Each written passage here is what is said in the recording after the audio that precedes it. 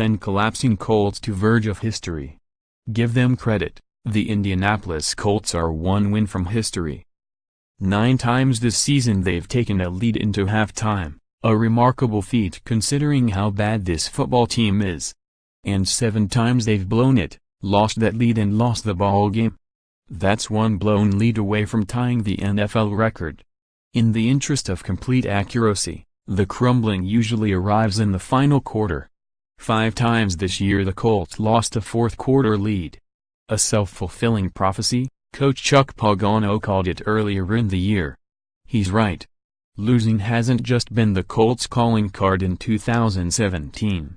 It's how they've lost, by fumbling and fading and falling apart down the stretch, week after miserable week.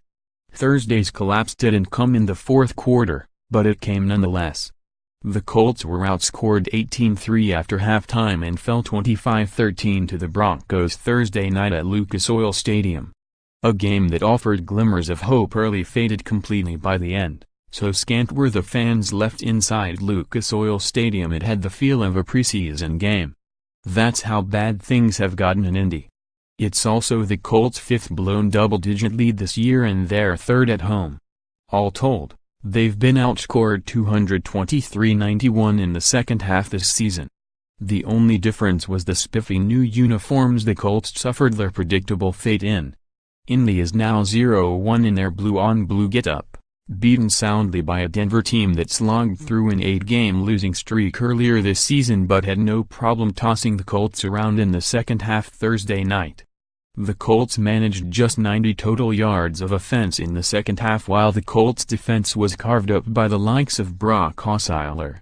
Osweiler, he of 3 teams in the past 12 months, is now a perfect 3-0 against the Colts. Might it time we start labeling him a Colts killer? He relieved injured starter Trevor Siemian after one series and lit up the Colts' leaky secondary from there. If Osweiler could play the Colts every week, he'd be a Pro Bowler instead of a backup on his 3rd team since the spring.